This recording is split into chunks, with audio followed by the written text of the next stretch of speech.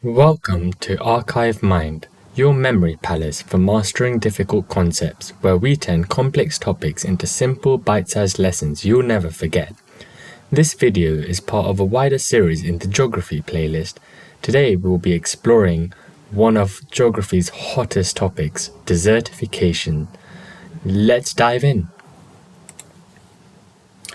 Let's start off with a visual story. You are a farmer in northern Burkina Faso, where the land was once green. Families grew millet, grazed cattle, children played under the shade of acacia trees. But over the decades, rainfall declined. Farmers needing more food, like yourself, cleared more trees. Goats and cattle overgrazed. The soil, now bare, baked under the African sun. Soon, the land cracked, plants withered, winds swept away the topsoil, and once fertile land slowly turned to dust. This is desertification, a process by which biological productivity is lost due to natural factors or human-induced activities, whereby fertile areas become increasingly arid or dry. Essentially, it's just a fancy word for land turning into desert. Think of the land as a sponge, soft, alive and absorbent. But when overused and overheated, that sponge dries out, hardens and cracks. No matter how much water you pour, it just runs off. That's what happens to the earth soil in desertification. So why does this matter? What's the scale of this crisis? Well, desertification is a complex global problem. Over 40% of land on Earth is undergoing degradation. The map on the left showcases the scale of the crisis. Africa is the most affected, particularly the Sahel region just south of the Sahara Desert. It stretches across multiple African countries such as Burkina Faso and Sudan, where nearly 80% of people rely on agriculture for survival. But it's not just Africa. Parts of India, China, the Middle East, even southern Europe are at risk. By 2025, it's estimated 1.8 billion people will live in areas plagued by absolute water scarcity. But what's causing it?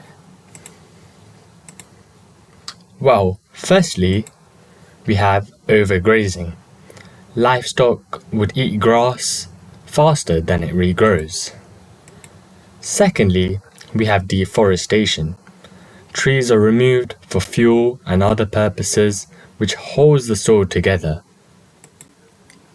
Thirdly, we have overcultivation. Farming without giving land time to recover. Ploughing and mechanized agriculture adds to this, as well as excessive use of fertilizers and pesticides. Fourthly, we have climate change.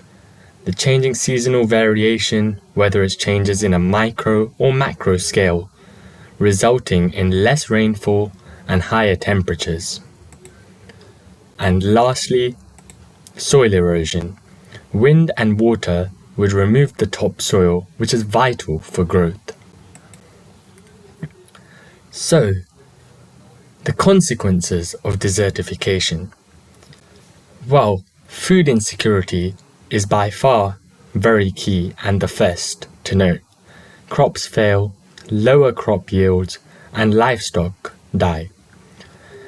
Migration also can occur. Farmers would abandon land, leading to urban crowding and conflict. Wildlife patterns also would change due to animal migrations. Biodiversity loss, ecosystems would eventually collapse, and there would be an increase in a lot of woody vegetation. Poverty would be a growing concern, where communities are trapped in the cycle of deprivation, leaving people in famine. Land degradation increases the frequency of droughts and sandstorms, which is another impact and consequence of desertification. Soil erosion, being a cause, can also be a consequence. So how do we go about combating desertification?